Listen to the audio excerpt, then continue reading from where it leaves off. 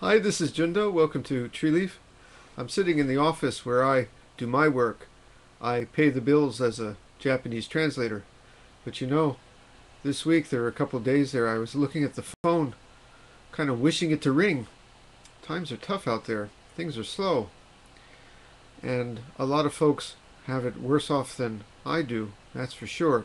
Not a week passes that I don't get one or two comments or emails from folks who are between jobs or almost giving up the search for a job, or who have left their companies or been fired after 10, 20 years with the same firm.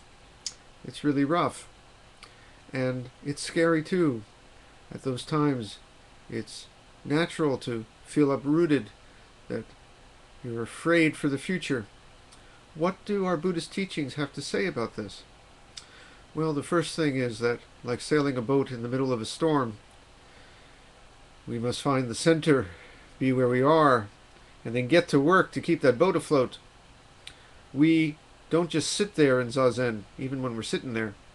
We get up, we check the classifieds and Craigslist, we get the resumes out. Ours is a way of action and stillness, stillness and action. Even as we seek to move forward, we may have a goal. We just are where we are. It's a little like this. Let's say you want to get up here and you find yourself down here. Well, a lot of people in this life feel that, oh, until I get there, I'm just miserable down here. This is terrible.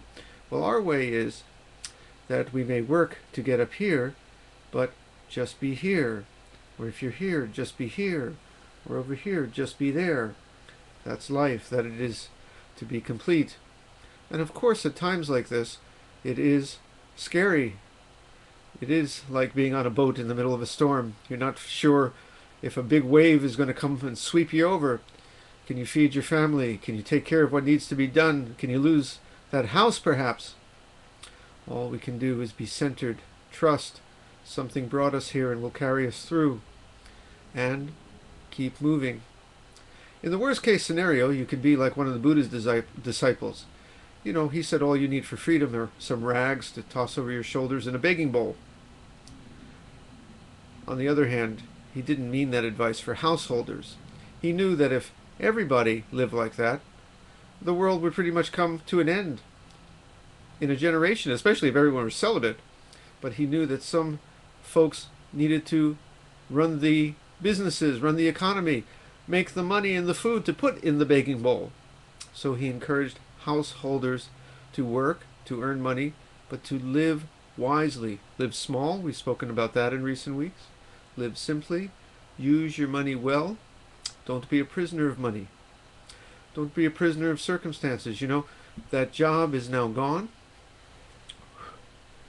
You just have to let it go. Let it blow away. I know it's easier said than done, but let the past go. And one can still work to the future. But let's say you were the bank president, or, a big shot, and now you find yourself as a short order cook. Just cook. You can try to get back on your feet, but in the meantime, just cook. Be the tenzo. Or if you're the janitor, if you clean the toilets. Remember, in the monastery, the fellow who would clean the latrines, that was one of the most honored positions in the monastery. The abbot would from time to time come out and bow in his direction. Just clean. It's good, honest work.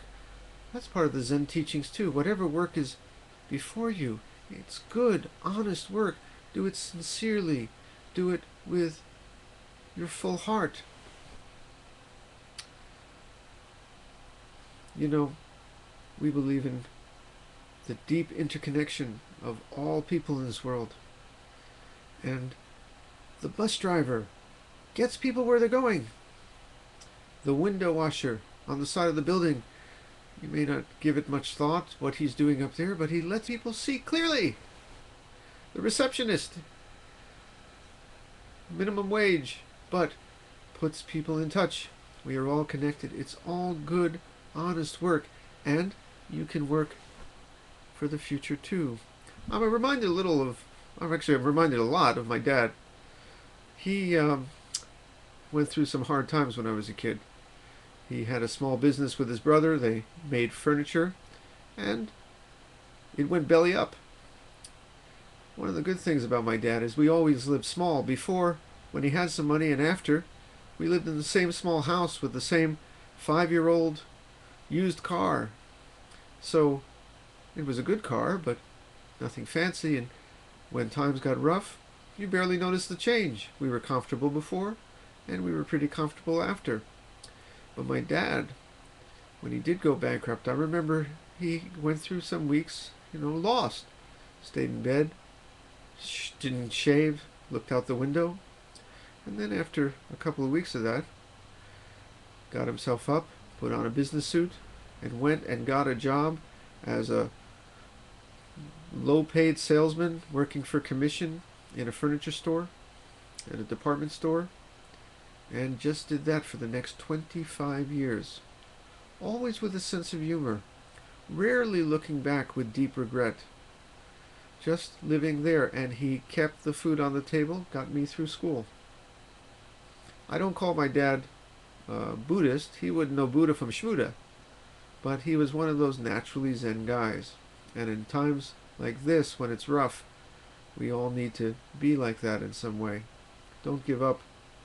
Keep your hand firmly on the wheel even though the seas are stormy. Just sail from right here where we are. It'll be okay. Shall we sit with that? One of the good things about being unemployed is you got lots of time for sitting. Shall we sit?